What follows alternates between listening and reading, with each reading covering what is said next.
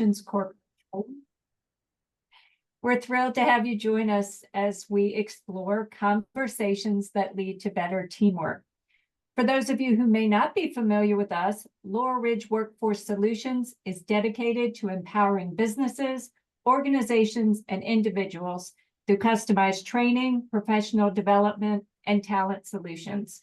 Our corporate training division partners directly with employers across industries to customize training programs that enhance skills, boost performance, and support long-term organizational success.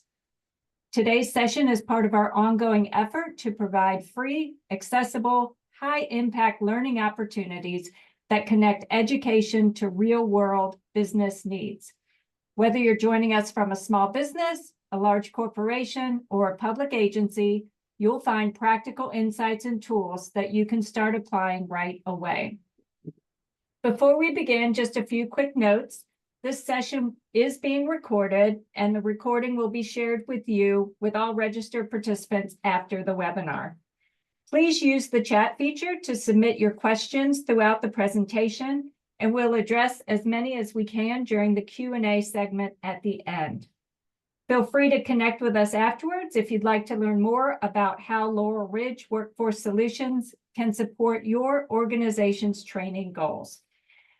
Now it's my pleasure to introduce one of our amazing contract training instructors, John Thalheimer.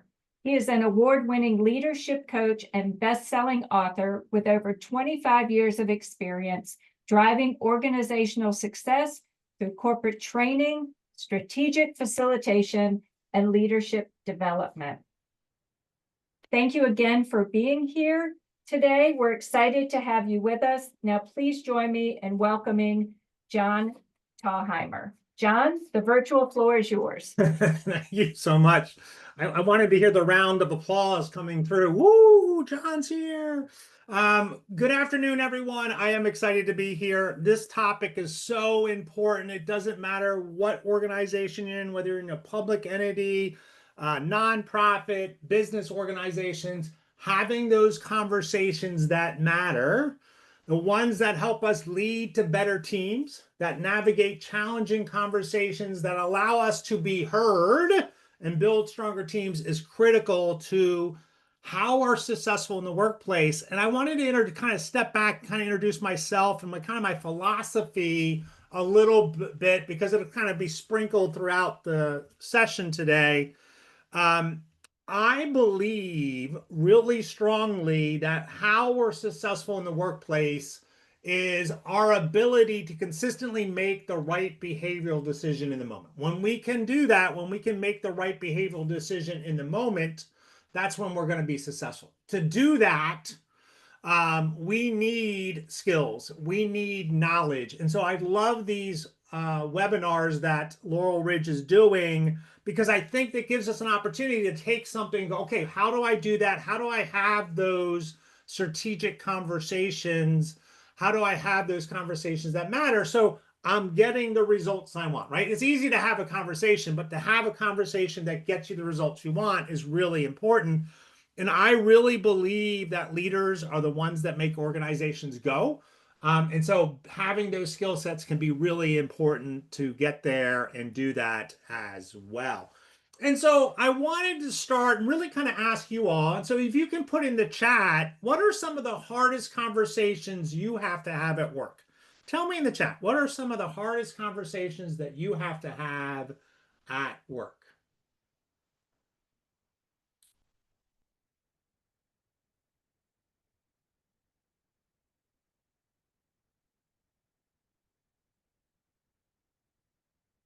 What are some of the hardest conversations? New garnishments. Oh, that's a payroll question. Poor work performance. Performance not meeting expectations. What else? What other questions? All right, so here's the top 10 list, right? Absenteeism. Oh, yeah, right? And so when we talk to leaders across the country, when we ask them what they are, here's the things that come up, right? And so people are putting them in there: poor attitude, personality conflicts, performance issues. Yeah, so number one, right? Poor performance and accountability.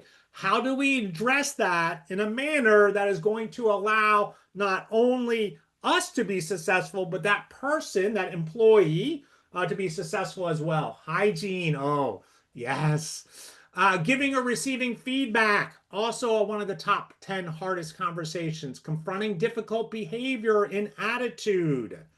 Managing conflict or repairing relationships. How do we have that conversation to repair broken trust? How do we have that conversation to deal with conflict with maybe another team member, maybe maybe a leader in our organization? Handling change resistance. That's a big one. Discussing pay, promotion, or career growth. How do I do that? Saying no or setting boundaries, right? One of the things we have to do in the workplace is to set our boundaries. It's really important that we set the boundaries for ourselves, right? So how do we do that? How do we hold other people accountable for our boundaries? Delivering bad news, addressing biases, and then letting someone go or redefining a role. Now, what I'm not going to do today is I'm not going to answer like, okay, so when you're giving feedback or receive, right? I am going to tell you the framework that we can use to have these hard conversations. What is that framework? How do we address that? How do we get that in there? And so tell me, what do you think it is that makes conversations difficult? Tell me in the chat, what do you think it is that makes conversation difficult?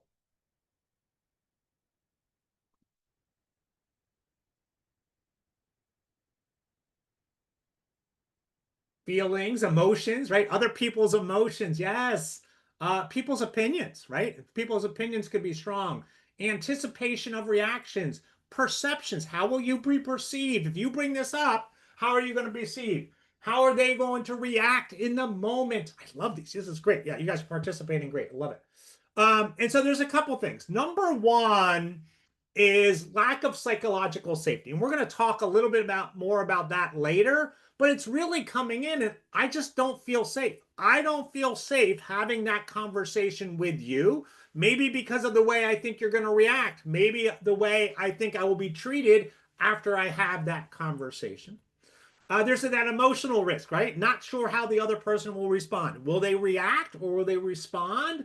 Will they be angry with me? Will they be upset with me? Will they be frustrated with me? Will they be fearful of me?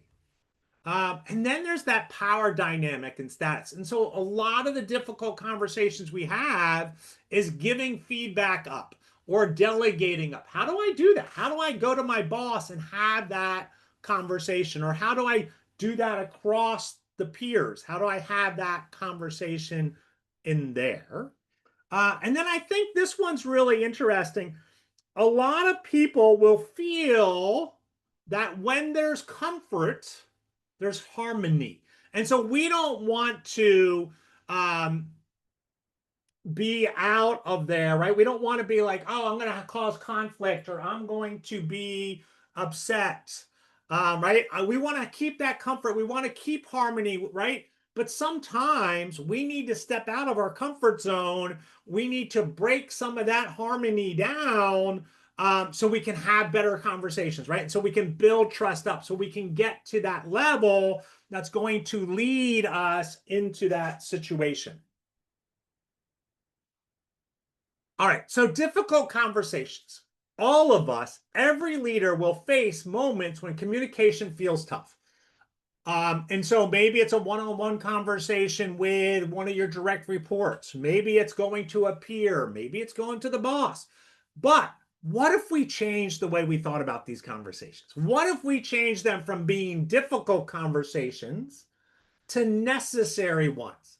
And this is the way I frame difficult conversation, right? These are conversations that if I want to improve my organizational outcomes, if I want to improve the way the team works together, if I want to improve trust in my organization, if I want to increase transparency in the organization, I need to have these conversations. And so, not being difficult conversations, but being necessary conversations makes it better, right? And so, if we reframe this, This is when we start building trust. This is when we start strengthening our team, because now we're thinking about, all right, I have to have these conversations.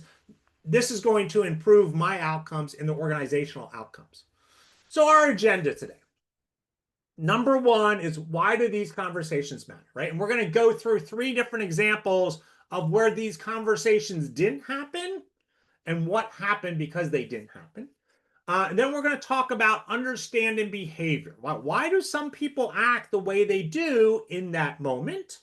And then we're going to dive into the root causes. Why do we think, why are these the questions, the conversations that we need to have? And then we're going to get into the 6 steps that I think will help you navigate those conversations, right? And so that will be the meat of our conversation. And then we're going to talk about coaching. And then we'll have time for questions and answers in there. I will tell you, if you want to ask questions as we're going along, just throw them in the chat box. Diana is following that up, and she'll jump in and say, hey, John, we got a question here, or she'll bring it to the end as well. I love when people ask questions. I think that's when you all get the most out of the seminar, the workshop, by doing that. So why do these conversations matter? So back on January 13th, 1982, if you've been in this area for a long time, you may have remembered this date. That was the day that an airliner crashed into the Potomac River outside of Washington, D.C., and they ended up losing 78 souls. 78 people died in this. And so they went in and did their investigation. Why did this happen? And so what was the physical cause of this was ice on the wings. There was ice on the wings, but they took it a step farther in their investigation, and they wanted to know if anybody had seen the ice on the wings and had done anything about it. And so what they listened to was the black box and the conversations between the pilot and the co-pilot. And the co-pilot was kind of in his own way hinting that maybe they should look about the amount of ice that was on the wings, but not directly calling out the pilot. And so when they started looking at this, what they found was the pilot was a senior pilot with lots and lots of experience and really controlled how things were done in the cockpit. And so the co-pilot was younger, less experienced, and so did not want to directly have a conversation with the pilot, not want to say, hey, you're wrong, you can't do this. I'm really concerned about this ice on the wings. We need to do something. We should not take off. And so in this case, the co-pilot did not feel safe enough in that environment to give their opinion. They didn't feel like I can have a choice. I'm going to have that.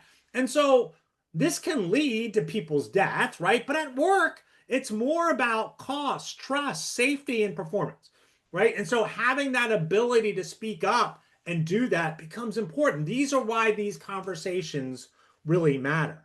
There's also a survey done about nurses, and 50% of nurses have admitted that they have witnessed a physician make a medication or procedural error, but remained silent.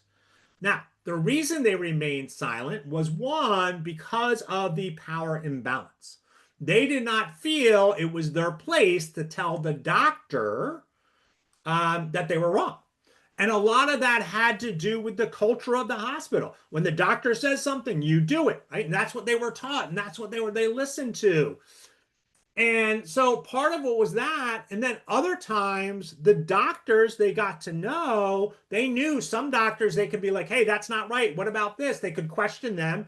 And then other doctors, when they were questioned, would berate them. They would hold them accountable. They would put them up for criticism, right? And so they would do all those things, and they would have those issues.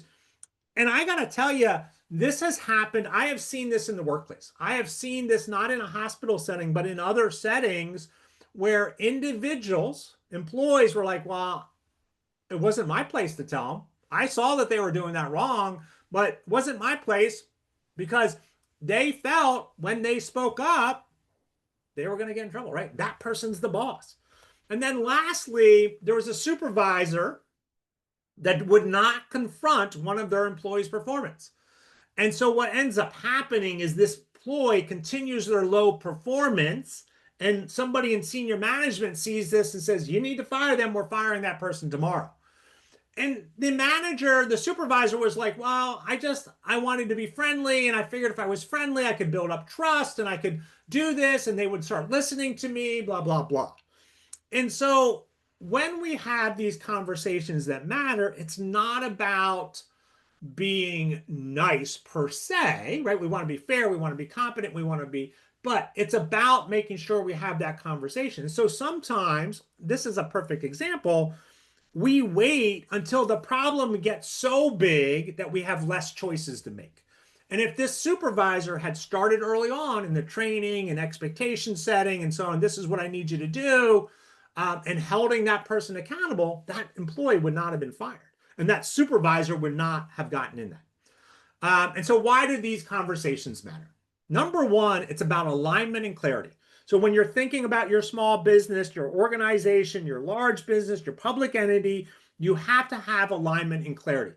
And if you're not taking those conversations, you're not having those conversations, those things aren't going to happen. Number two, it's about accountability. One of the things leaders are not good at is holding individuals accountability to the expectations that have been set.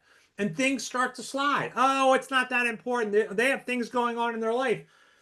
And then things start to slide a little more and a little more, right? So all these things are happening in there. Growth and learning, right? We can't, if we don't give somebody feedback, they're not going to learn. They're not going to have growth, right? And so taking that moment to be like, hey, John, I want to give you this feedback because I want you to grow, right? And so that stops from happening. Cultural and team health, right? And so if we're not having those internal conversations with our team, we're not going to have good culture. We're not going to have strong values, and that becomes an issue. Decision quality. I just got a request from the state of Tennessee, wants me to do a presentation on decision quality. And I think it's a really important topic.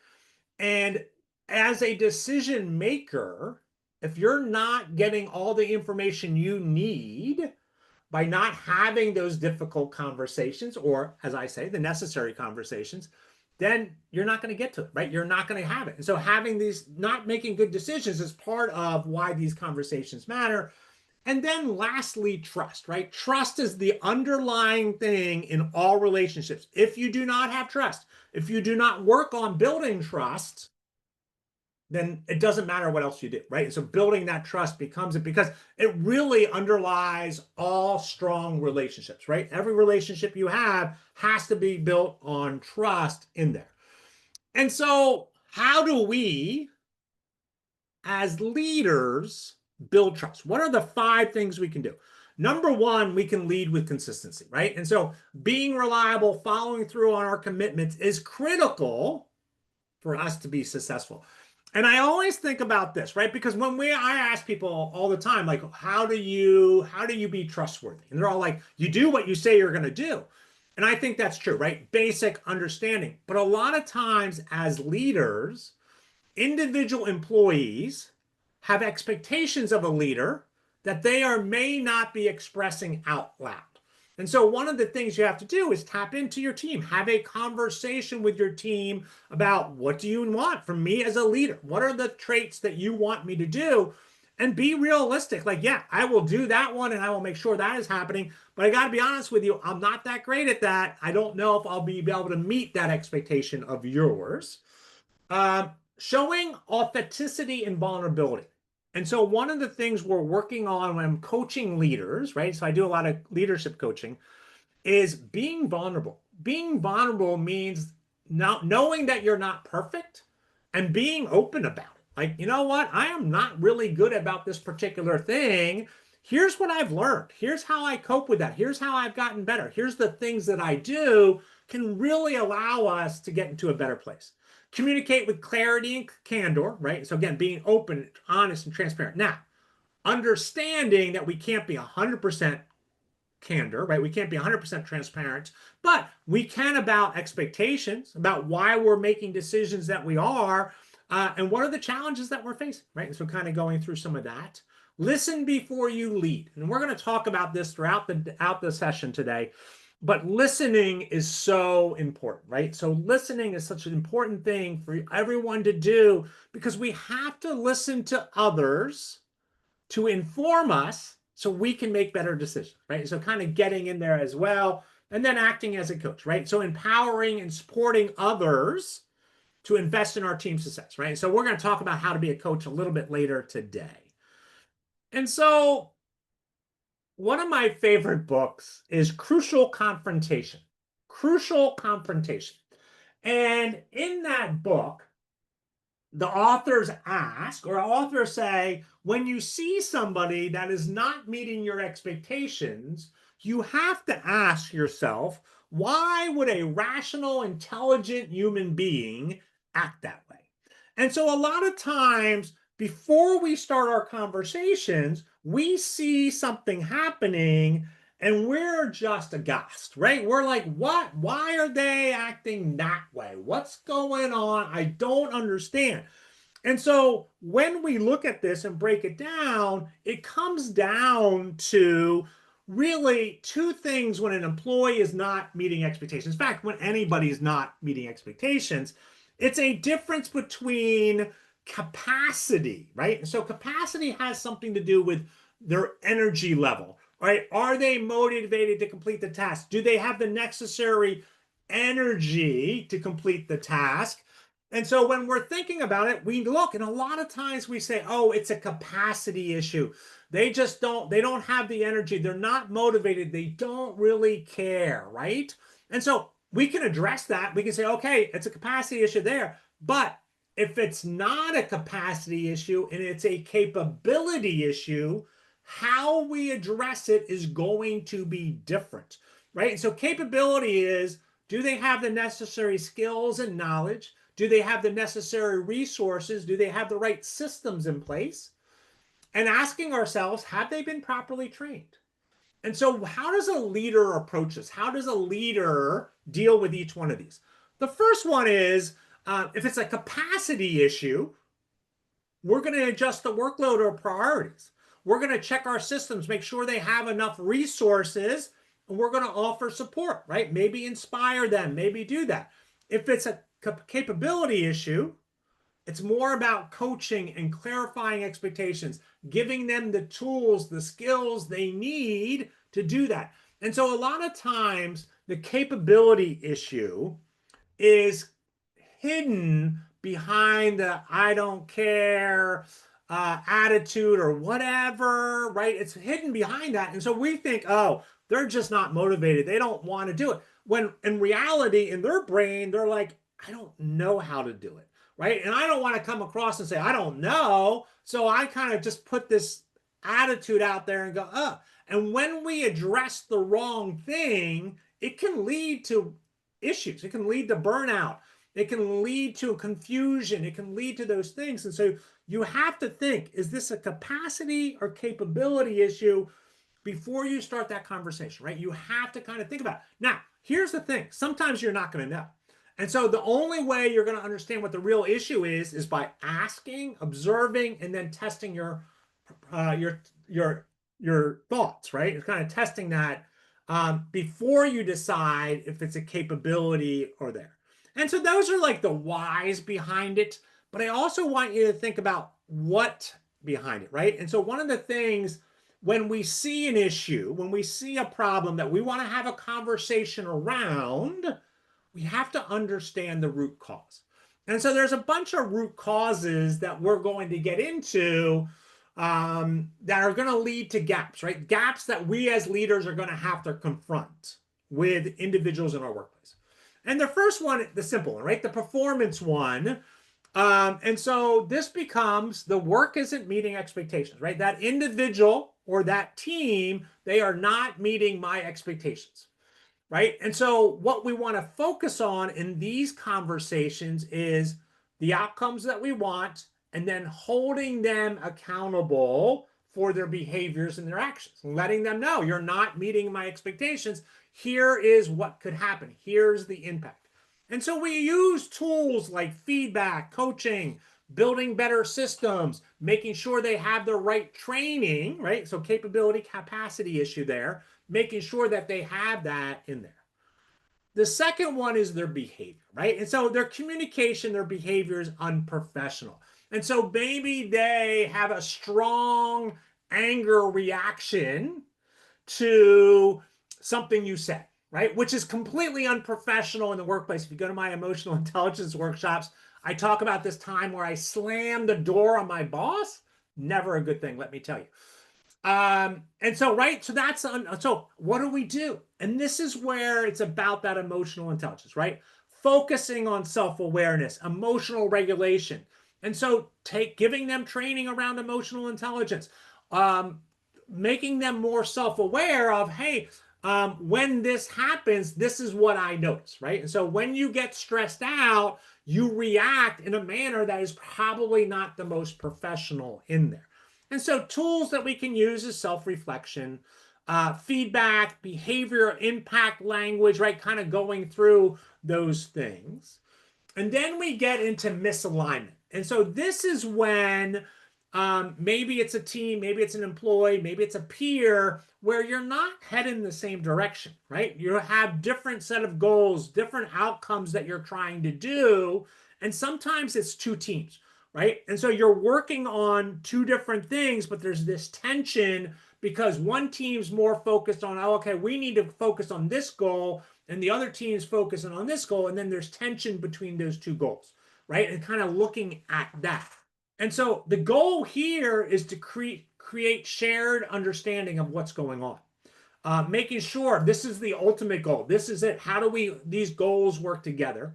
And we do that a lot by strategic conversations, right? And having those, what are we trying to accomplish? Where are we trying to go? Making sure people are aligned in there. And then we get into relationships.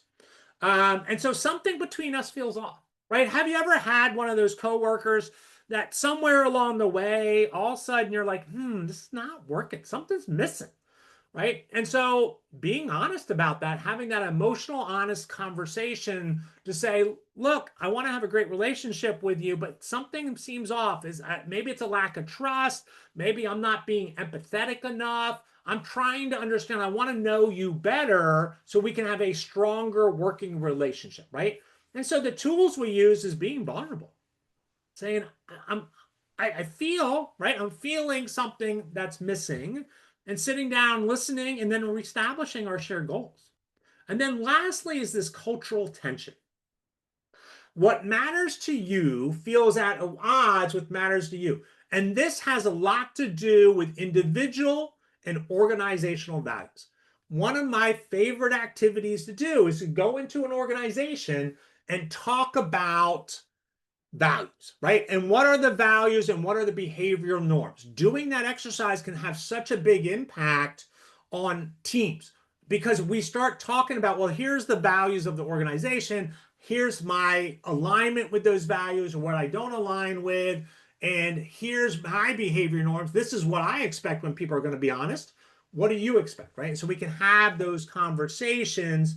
We can do storytelling. We can do team building exercise, that kind of stuff. All right, so now let's get into the heart of the matter, right? How do we navigate these conversations, right? And so one of the things I want to start with is that I'm going to give you a framework. Now, like a map, right? So you get your GPS out, maybe you use your GPS this morning, and it tells you where you're going. Now, that GPS is going to adjust based on the environment and the context of what's happening. And so I'm going to give you a framework. It's going to be your responsibility to adjust it based on the context of the situation, right? So kind of being aware of that becomes important. So here's the 6 steps to conversation flow. Number 1, prepare with intent. Number 2, start with safety. Number 3, listen for their perspective. Clarify the shared issues, collaborate on a solution, and agree and follow through. So what I want to go through is I'm going to go through each one of these and talk about what that means. And so you understand, okay, if I'm going to prepare with intent, what does that mean? And so one of the things is if we're going to have a necessary conversation or a difficult conversation, Clarity will begin before the conversation starts. So the first thing that I want you to do is think about to yourself, who am I having this conversation with? Right? Who is this person that I'm having this conversation with? This John Thalheimer, who is he? What's his background? How long has he been with the company? What are his goals or her goals? What are the results they're looking for? What are some of their, when's the best time to talk to them? Really think about, really sit down, create knowledge around that person so that you, when you're having that conversation, you're prepared to have a conversation with that person, not just this blank person in your head, because that's going to lead to empathy. It's also going to leave with better guidance on what to say and how to say it. So that's number one. And then you really want to think about, why am I having this conversation? Right? Why am I having this conversation? What am I trying? Where am I trying to get to? Right? And really kind of leads to the outcome, right? I love the way I wrote this. It says, what do I want to be true at the end of this conversation that isn't true right now? Now, one of the things you're going to be thinking about is, I want that person to change their behavior. Unfortunately, we cannot change anybody else's behavior, right? It's just not possible. We can't change other people's behavior. What we can do is influence it, right? And so knowing how am I going to influence this? Do I want to be heard? Do I want to be respected? Right? And so think about your ultimate goal. Why are you having this conversation? What's your ultimate goal? And so let's say you're at work and you're having a conversation with a coworker about a project that you're working on, and their information is late. Your goal most likely is to meet the expectation of the timeline. Well, their goal might be, I need to get it right. And so you have to think about, what's the goal? The goal is to finish the project, right? And so you have to think about, okay, I need to finish the project, right? This is setting you up to be like, okay, here's my intent. Here's where I'm trying to go. And then when you're thinking about, all right, I'm going to have this conversation. I'm going to have this conversation with Julie. And Julie's in the room. What kind of energy do I want to bring in, right? You don't want to be that person that comes in annoyed, angry, and frustrated. You want to come in as curious, open, ready to dialogue, right? And that's what you want to do. When is the best time for you to do that? Now, I always tell people, I do not want to have a necessary or difficult conversation in the afternoon because my energy is low. I got low E, folks. In the morning, right? I'm awake. I'm ready to go. Let's have those deep conversations in the morning. Or I love having conversations around 5 o'clock, 6 o'clock after people have left, right? And there's just a couple people left in the office, maybe, because then it's a different tone, right? It's a different conversation. So be aware. What kind of energy am I going to bring into that room? And then the goal, again, right? Understand and align. Understand and align. I want to understand their perspective so we can align together so we can accomplish what needs to be accomplished. All right, so now we start with safety. So safety, or psychological safety, is the belief that you can speak up, make mistakes, and share ideas without fear or punishment or humiliation. This is one of the most important things that when we're thinking about working with others is creating an atmosphere where there's psychological safety. Can I be who I am? Can I try new things? Can I do things that may help me get better? Right? And so again, making sure that you do that. And so when you're having this conversation, you really want to start with safety. You want to make sure that person feels safe. So if you go barging into their office, right there, they're not feeling safe, right? They're going to get defensive. And so you want to set it up. You want to frame it as a conversation that's going to lead to collaboration. So you may say something like, I want to talk to you about where we are on this project, right? So again, where we are, what are we doing, right? Kind of getting all that in there. And so doing it in a manner that's going to create safety in that person's mind. Now, everyone's a little different, right? Some people you can be very direct with. Other people, not so much, right? And so kind of doing that. And so again, name your intent to remove the threat. The goal here is to be as transparent of, hey, my intent is to make sure this project gets done. Okay, right. We can all agree on that. The project needs to get done. Or my goal here is to help get you performing better, right? And so kind of thinking about that and really letting them know, like, this is not a blame. I'm not after to get you. I'm not here to discipline you. I want to make sure that this goes off and gets better in there. Always invite their voice in early. Listen first, right? Our job is to listen. We have to understand their perspective of what's going on, right? And so being really careful of that and doing that becomes really important.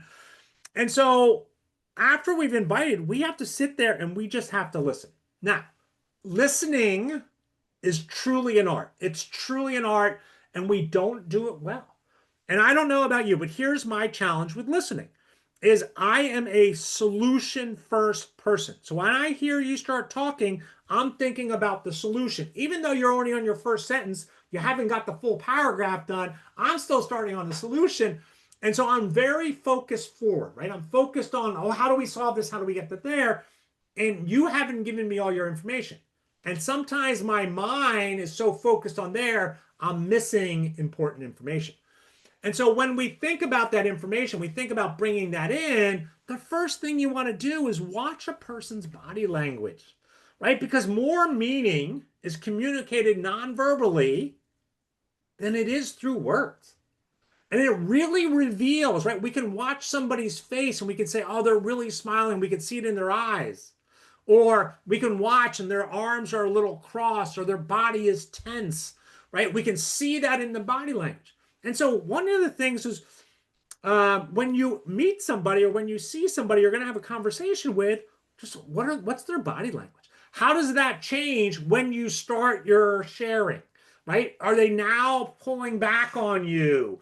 Or are they still leaning in? They're interested in what you're saying, right? Paying attention to these subtle signals can be really important to make sure that you're getting the full message.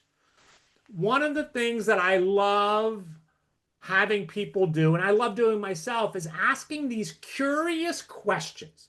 Somebody says something and asking these curious questions. This is a powerful tool. Questions are a powerful tool unto themselves. They help set direction of the conversation.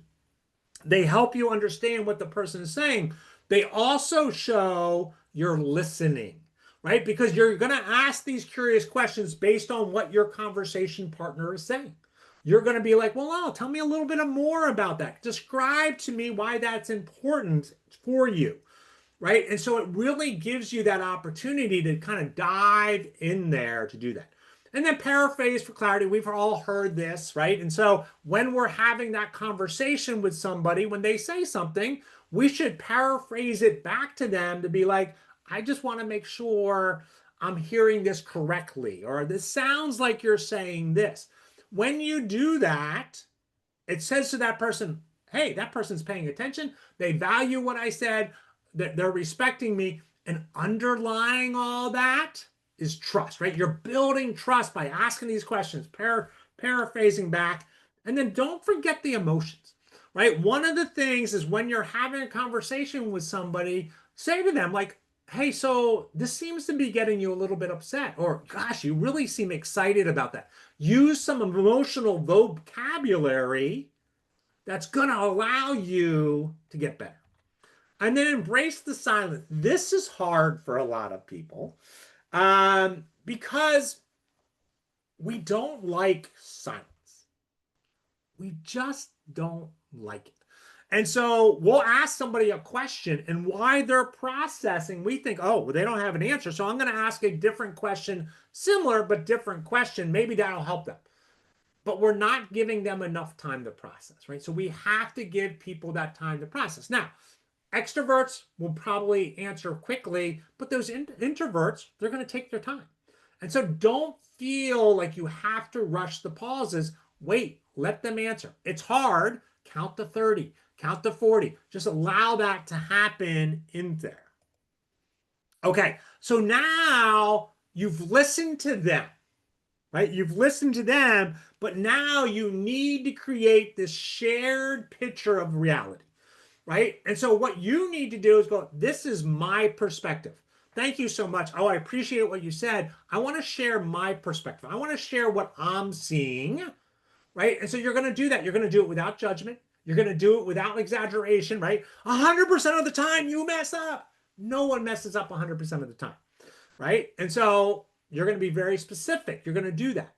Once you've done that, you're going to explain, hey, this is how this impacts me. This is how it impacts the team, the organization. This is where we're going to see it, right? And then as you do that, ask them, are you seeing the same thing? Allow them to add, to clarify, allow you to together create this picture of what's actually happening on there, knowing that their perspective may be different than yours, but the two of you will paint this picture that is much more closer to reality than if you just have it individually. And then talk about like, hey, can we find a solution together? I want to find a solution together, which leads us to having them help us create that solution, right? So again, clarify expectations, clarify goals, and then ask, how do we solve this? What would you think? What would be your idea here? When we ask them their idea, we're giving them the opportunity. We're showing that we value them, that we care about them, but we're also giving them accountability and agency to the fix, right? People will hold themselves more accountable when it's their idea. And so getting in there and going, okay, how do I build that trust up? How do I do that? Becomes in there. And then your job is to build on it, not battle, right? And so in improv, they always talk about and yes, right? So improv, somebody says something, you cannot say no. You can't push that idea away. You have to say and yes, right? And so that's your job in this collaboration. And yes, what about if we did this as well? And how did we do this? And kind of pulling all of that together becomes really important. And then you have to agree, right? We have to agree on that follow through. And so there's a couple things, right? Define the next steps. What are the things that you're going to do? And then talk about follow up, right? There's two ways we can do follow up. You can do, hey, let's do a check in. I'll check in with you in a week. Or can you check back with me in a week? Now, neither of those are wrong. Check-in is more, okay, I'm the boss, I'm going to check in with you. Check back is like, hey, you have accountability. You come back to me and tell me how is it going, right? That little switch can really help us do that. The goal here is to build that trust, get them into that place where like, hey, I got this. And then at the end of this conversation, maybe not as directly as this, but like, hey, how did that conversation go? What went well? What was really good? What do you think we should change the next time we're having one of these hard conversations or necessary conversations? You can learn, right? Always that growth model can be really beneficial as we're going through that and doing that. So a couple questions, right? What do I want to be true after this conversation? Create safety. This isn't about blame. I want to understand and help. Tell me what's been happening from your side, right? So again, getting their perspective. For clarity, here's what I've noticed and why it matters. Collaboration on a solution. What do you think would help? And then agree and follow up. Here's what we're agreeing to. Here's when we'll connect, right? How we'll get in there as well. And so that process really allows us to have these more depth conversations that may seem difficult in the beginning, but if we turn them into necessary conversations, we use the framework that allows us to be successful. One of the things that I do as a leadership coach, I love coaching.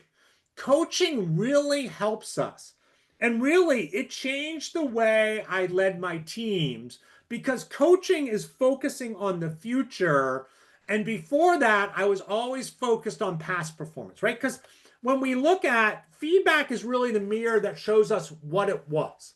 But here's the thing about feedback. If it's not done in a timely manner, it's completely useless. If I go to you and go, 30 days ago, you had a big cheeseburger and a hamburger and 3 beers. It's probably not great for your diet. You're going to be like, well, why do you care, John? But you're also going to be like, well, what do you want me to do about it now? There's nothing I can do about that, right? But coaching is going to be that guide going forward. It's going to be like, how do we get there? How do we go there? And it's really focusing on helping employees, helping other individuals get to their goals, right? Which is going to help us, right? So kind of looking at it that way. And so I don't really have enough time to spend on how to coach all the details, but there are some things I want you to think about when you're having coaching conversations. Number one, focus on the progress, right? Progress is so important.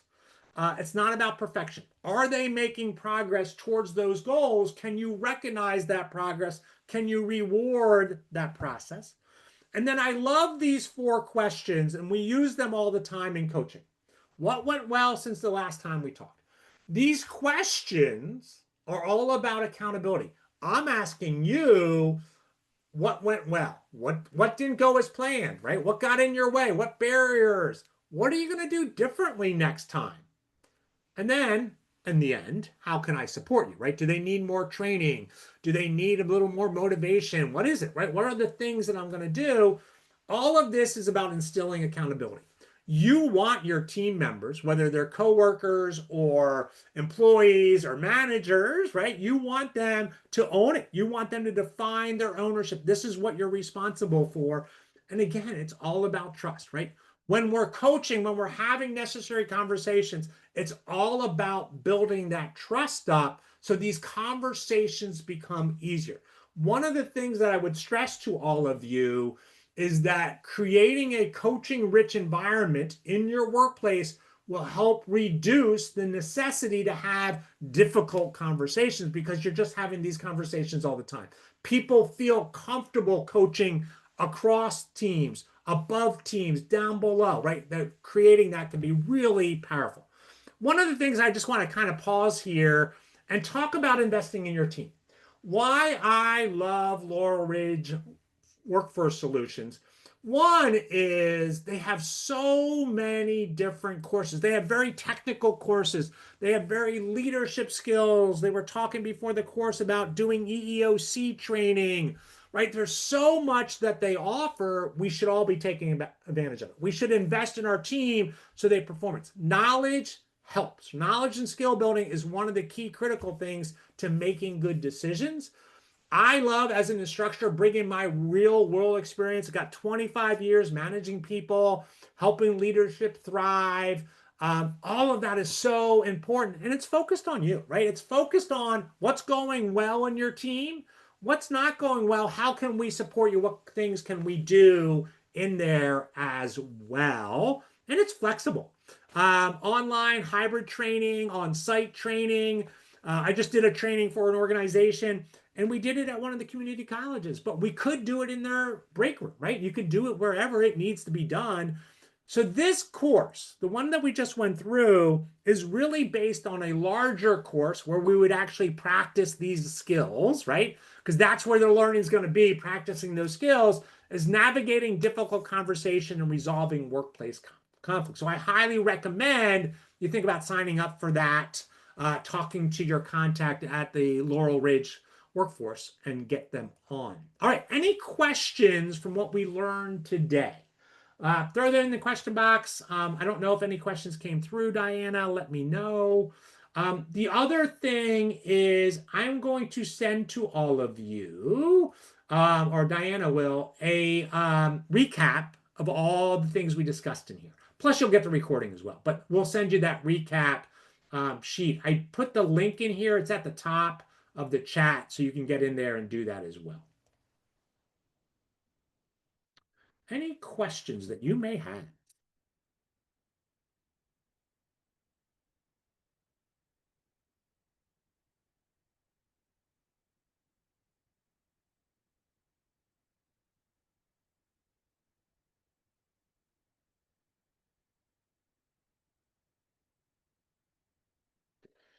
So Amy asked this question: how can you communicate with someone who doesn't seem to have the emotional intelligence to see the error of their ways? So first of all, that is a very me question, right? And so let's put ourselves in their perspective, right? Go back to that Why would a rational, intelligent, smart, wonderful person act the way they are?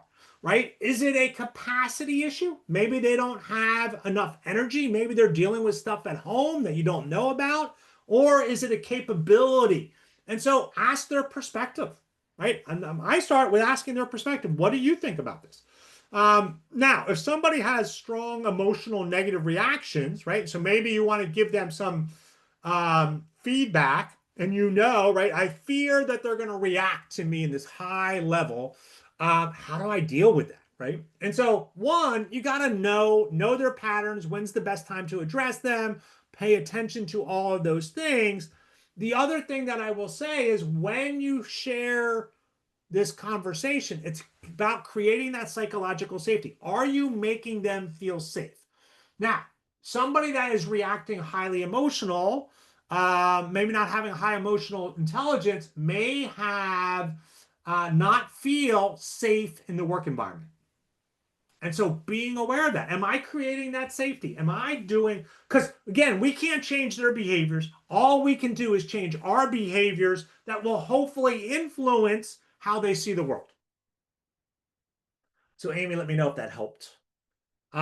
Doreen, I think that's how you pronounce it. How do you respond or proceed when you had a conversation with the individual about a specific issue or concerns, but they still ignore your request or direction?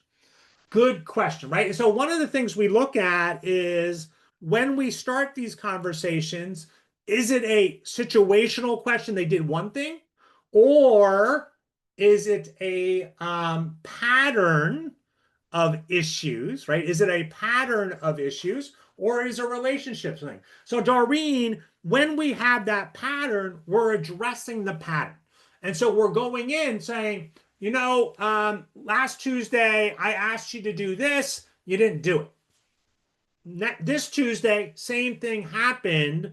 I want to address the pattern. What's going on? And so this is, why are they ignoring me, right? What's going on? What's right? So going into that and figuring out what the pattern is can be really important. And so again, creating that safety, making sure they feel comfortable, and it may be they have a capacity issue, right? Maybe they don't have the motivation or the energy to do it, or maybe they don't have the capability. Maybe they're missing a skill, and you're telling them, well, this is what you need to do, but they're missing a primary skill in there. And so being aware of that can be really important, Doreen. And somebody just shouted out Jay. Jay teaches emotional intelligence, and he is great. Our team loved him. Fantastic. I don't know. I know Jay. And so doing that. What about the person who says, I'll forget what I want to say if I don't say it right now, and continually interrupt a conversation? Then you forget your train of thought. They are a solution-minded person for sure. Yeah. And so again, I think there, Ginger, I think that I would, it sounds like they're an interrupter, right? They're going to interrupt you. And so the first time I'm going to let them. And then the second time I'm going to be like, you're not allowing me to finish my full thought. And for you to answer really well, I need you to let me finish my full thoughts, right? Set those boundaries up for that person to be like, wait for me to do it. Now, one of the things, if you travel a lot, you'll find that people, different parts of the United States have different vocal patterns. And as you move farther south, there's this space between sentences. And so I used to live in Nashville, and it was really hard for me at first to really understand that that person wasn't finished yet, right? And so I would jump in and I would be like, oh, I have this solution, da da da. And then I realized that I have to learn to wait, right? So set your boundaries up, Ginger. I think it's going to help you have better conversations. Great. I love these questions. Any other questions? Thank you guys for being here today. I really do appreciate it. We're going to be doing these monthly. So definitely come back for sure. Any other questions?